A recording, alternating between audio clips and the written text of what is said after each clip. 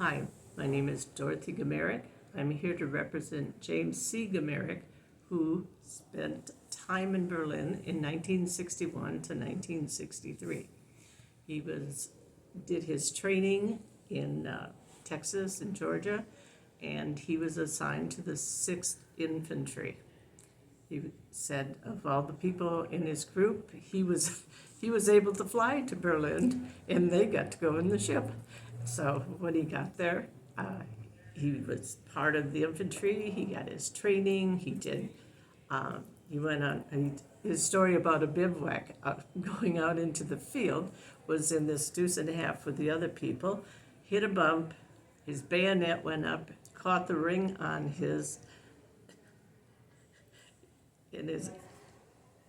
what is it?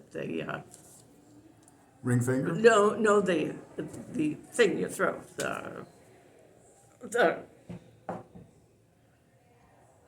Why can't I remember that? That's all right. We'll stop it. Well, the thing that explodes. Oh, on his grenade? Yes. The bayonet caught on the ring on the grenade, and we looked down, and he starts stuttering and goes like, "What should I do?" At least it didn't go off, so he gently took it off the bayonet, and then he said they went to the field, did their set up, and the one young kid said, "I don't like lima beans and ham," and he threw his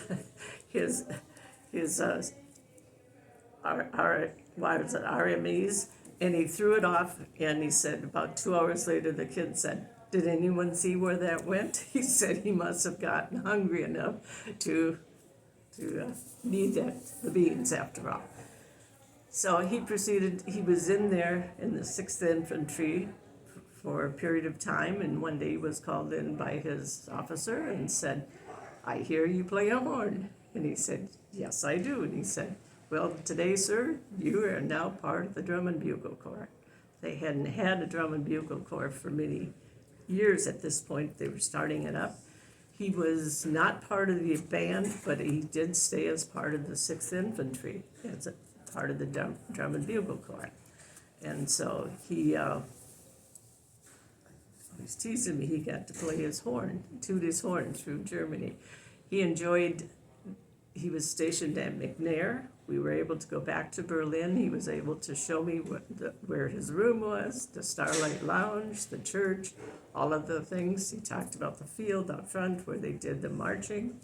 He was there the night that they put the wall up, and he said they probably thought their life expectancy was maybe 10 minutes at that point. It was very stressful. He felt very bad because some of the people were actually on the east side when the wall went up, and they were never able to come back to their families at that point. So he said it was really quite stressful. But he enjoyed his time there. He got to take the Rose back to the United States. Said it must have been good luck because he arrived back by the Statue of Liberty on Friday the 13th in September. And you're a member of the Berlin U.S. Military Veterans Association. What's the good that you get out of that? Why? Well, we were contacted in early, probably late 1996 or 1997. James's name was on Clyde Cates's travel papers, so we said, well, it's Kansas City, it's close enough, let's go. And so we went down and met people that we didn't know, but they all had that camaraderie of all being there. They all shared that. I think it more was a shared thing, whether it was people from the 40s, 50s, 60s, 70s, whichever era they were there. You have a unique perspective as a military spouse on someone else's service in Berlin that you can explain to other people what that meant to Germany and to America and our relationship with Germany. How do you explain that to other people? Well, I can tell you from being in Berlin in 1998, we actually marched down the street and the German people sat there with American flags waving them at us. So it did tell you that they appreciated the soldiers being there, and the soldiers, of course, were proud to be there. Wonderful. Is there anything you'd like to tell people watching the website about Germany and Berlin and the military veterans who serve there? Well, I would think that anyone who hasn't been there certainly should take the opportunity to try to go back there. Things have changed a lot, I'm sure, since they served there, but they will find that the people are still very happy to have the soldiers come back.